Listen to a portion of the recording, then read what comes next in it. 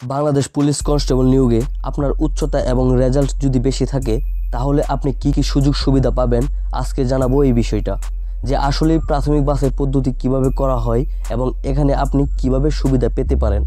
তো hello everyone, সকলকে welcome জানাচ্ছি জব অ্যাডভাইস ইউটিউব চ্যানেলে।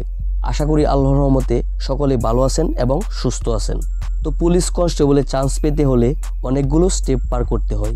তার মধ্যে প্রথম যে স্টেপ তা হচ্ছে প্রাথমিক বাছাই পদ্ধতি। প্রাথমিক বাছাই পদ্ধতি সম্পূর্ণ নিয়োগকারী কর্তৃপক্ষের দায়িত্বে এবং তারা যেভাবে বাছাই করবে সেভাবেই আপনাকে নেওয়া হবে। তো অ্যাকচুয়ালি তারা কিভাবে বাছাই করবে এই বিষয়টি আজকে জানানোর চেষ্টা করব। প্রথমে আবেদন করলেই যে আপনাকে শারীরিক পরীক্ষার জন্য মাঠে ডাকা হবে বিষয়টি একদমই এমন নয়। আবেদন শেষ হলে সকল প্রার্থীদের মধ্য থেকে যোগ্য প্রার্থী বাছাই করা হবে এবং শুধুমাত্র তাদেরকেই শারীরিক পরীক্ষার জন্য মাঠে ডাকা হবে। তো যারা যোগ্য প্রার্থী সেটা নির্ণয় করার জন্যই মূলত প্রাথমিক বাছাই করা হয়। তো আবেদনের তারিখটা যখন শেষ হয়ে যাবে তার কিছুদিন পর যারা যোগ্য প্রার্থী তাদের নাম্বারে সিলেক্টেড মেসেজ আসবে। মানে আবেদন করার সময় আবেদন ফর্মে যে নাম্বার দেওয়া হয়েছিল সেই নাম্বারে অ্যাডমিট কার্ড ডাউনলোড করার জন্য মেসেজ আসবে। আপনি যখন অ্যাডমিট কার্ড ডাউনলোড করে নেবেন সেই অ্যাডমিট কার্ডে শারীরিক পরীক্ষার তারিখ, স্থান এবং সময় উল্লেখ করা থাকবে এবং সেই তারিখ এবং সময় মতো মাঠে উপস্থিত থাকতে হবে। তো আপনাকে যখন মেসেজটি দিবে এবং শারীরিক পরীক্ষায় সিলেক্ট হয়ে যাবেন ঠিক তখনই শুধুমাত্র ট্রেজারি চালানের 100 টাকা জমা দিবেন এবং সেই রসিদটা নিয়ে আপনি মাঠে যাবেন। খবরদার কেউ আগে ট্রেজারি চালানের টাকাটা জমা দিবেন না, কারণ বাই চান্স যদি কোনো কারণে আপনি প্রাথমিক বাছাই পড়বে আপনি সিলেক্টেড না হন তাহলে কিন্তু আপনার 100 টাকা বাতিল হয়ে যাবে, মানে লস হয়ে যাবে। তো যখন আপনাকে মেসেজ করা হবে এবং আপনি অ্যাডমিট কার্ড ডাউনলোড করবেন মাঠে যাওয়ার আগে ট্রেজারি চালানটা প্রদান করবেন। তো প্রাথমিক বাছাই বা প্রিলিমিনারি সিলেকশনে প্রার্থীর উচ্চতা, শিক্ষাগত যোগ্যতা এবং জিপিএকে প্রাধান্য দেওয়া হবে। তার মানে হলো যাদের উচ্চতা, শিক্ষাগত যোগ্যতা এবং এসএসসি অথবা এইচএসসিতে রেজাল্ট ভালো তারা এগিয়ে থাকবে এবং তাদের মধ্য থেকেই শারীরিক পরীক্ষার জন্য মাঠে ডাকার সম্ভাবনা বেশি থাকবে। আর যারা আবেদনে এইচএসসি পাসও উল্লেখ করেছেন তাদেরকে বেশি অগ্রাধিকার দেওয়া হবে। উচ্চতা বেশির জন্য 50% অ্যাডভান্টেজ দেওয়া হবে এবং বাকি 50% অ্যাডভান্টেজ দেওয়া হবে এসএসসি এবং এইচএসসি এর রেজাল্টের ভিত্তিতে। মানে আপনার উচ্চতা এবং রেজাল্ট যত বেশি ভালো হবে সে তত বেশি এগিয়ে থাকবে।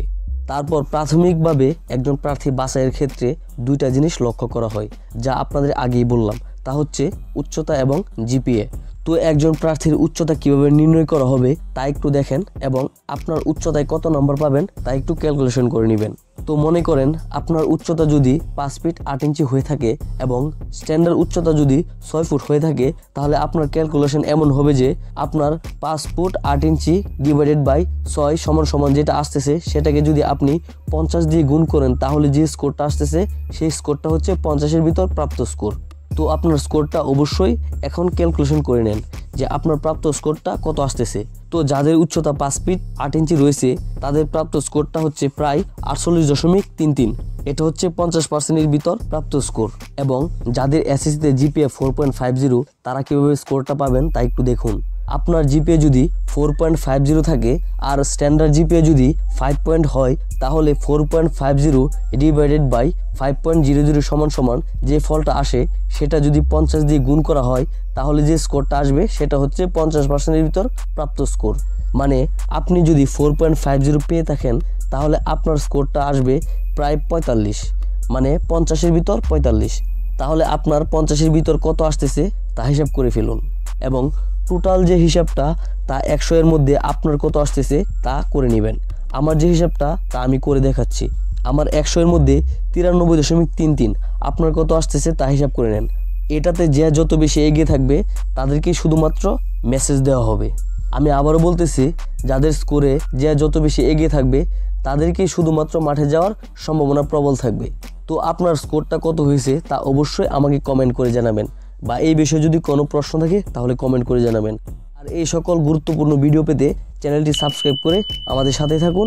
আর আপনাদের এই চ্যানেলে পুলিশের চাকরি পেতে সাহায্য করবে এমন গুরুত্বপূর্ণ কিছু ভিডিও রয়েছে। ভিডিওগুলোর লিঙ্ক ডিসক্রিপশন বক্সে দিয়ে দিয়েছি, ভিডিওগুলো অবশ্যই দেখে নেবেন।